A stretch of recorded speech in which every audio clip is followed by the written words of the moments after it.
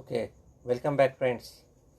Here we are continuing the Schrodinger's wave equation from the topic atomic structure and wave mechanics. Here Schrodinger, one scientist, represented one concept, that is Schrodinger's wave equation. So Schrodinger proved one concept in the atomic structure topic, that is, in order to provide sense and meaning to the probability approach, Schrodinger derived an equation known after his name as Schrodinger's wave equation. Calculation of the probability of finding the electron at various points in an atom was the main problem before Schrodinger. His equation is the keynote of wave mechanics and is based upon the idea of the electron as standing wave around the nucleus. So, wave mechanics and the idea of the Schrodinger wave as standing wave around the nucleus is represented or derived by the equation.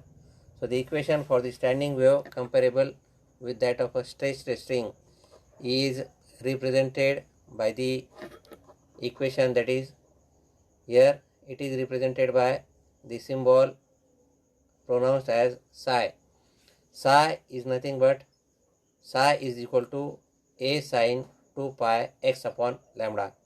Here, as in the reference book, it is represented by the equation A.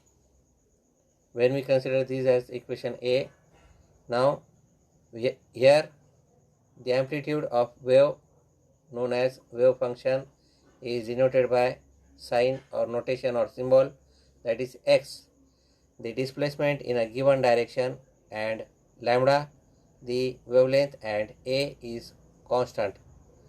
Now when we differentiate this equation A twice, means by differentiating equation A double with respect to x, we get equation 1 and 2 as d psi upon dx is equal to a into 2 pi upon lambda cos 2 pi x upon lambda, and d square psi upon dx square is equal to minus a 4 pi square upon lambda square sine 2 pi x upon lambda.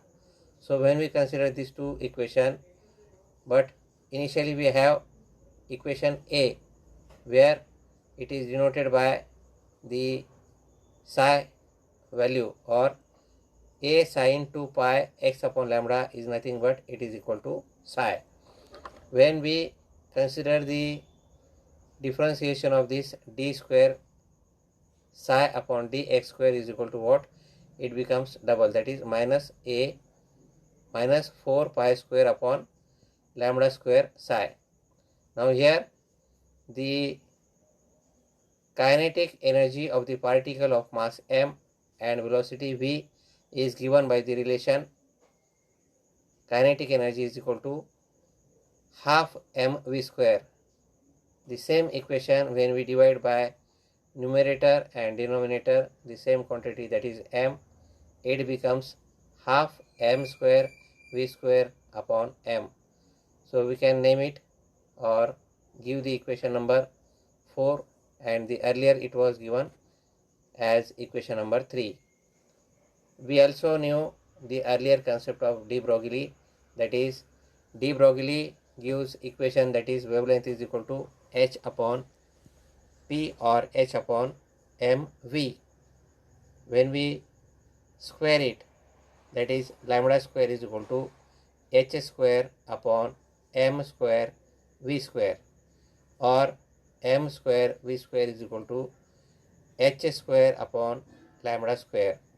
Substituting the value of m square v square, we have kinetic energy value is equal to half into h square upon m into lambda square, denoted by equation number 5. From equation 3, what is equation 3? That is d square psi upon dx square is equal to minus 4 pi square upon lambda square into psi. So when we new the equation number 3. This equation number 3 can be placed here. Now lambda square is equal to minus 4 pi square psi upon d square psi upon dx square. So this numerator, so this sign gives the notation part. It comes under the numerator part.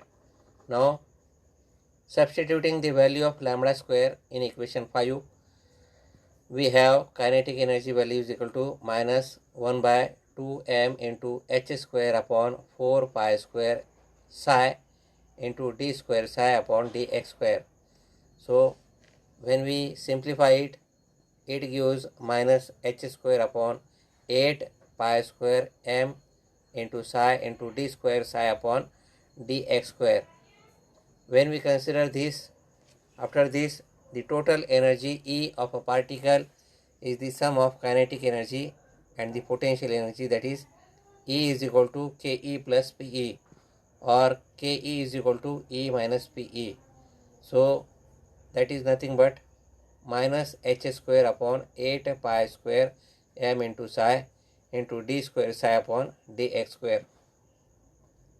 Or when we simplify it, d square psi upon dx square, that is nothing but 8 pi square m into E minus Pe into psi divided by h square. So this value, on further simplification, it gives d square psi upon dx square plus 8 pi square m upon h square. So into E minus Pe in bracket into psi is equal to 0. So when we make a block, so this part,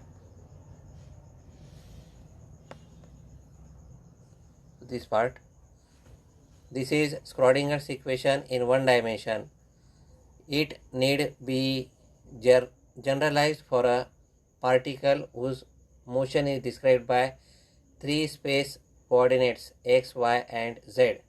Thus when we consider for the 3 axes, so the same equation becomes d square psi upon dx square plus d square psi upon dy square plus d square 8 pi square m into E minus Pe in bracket into psi divided by h square is equal to 0. So this equation is nothing but Schrodinger's wave equation. The first 3 terms on the left hand side are represented by del square psi notation. So del square psi plus 8 pi square m into E minus Pe in bracket into psi divided by h square is equal to 0. So here del square is known as Laplacian operator. The Schrodinger wave equation is a second degree differential equation. It has several solutions. Some of these are imaginary and are not valid. If the potential energy term is known, the total energy E and the corresponding wave function psi can be evaluated.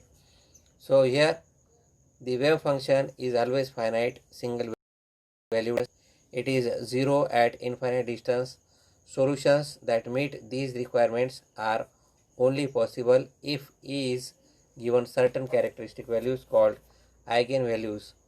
Corresponding to these values of E, we have several characteristic values of wave function psi and are called eigenfunctions. As the eigenvalues correspond very nearly to the energy values associated with different Bohr's orbit, the Bohr's model may be considered as a direct consequence of wave mechanical approach.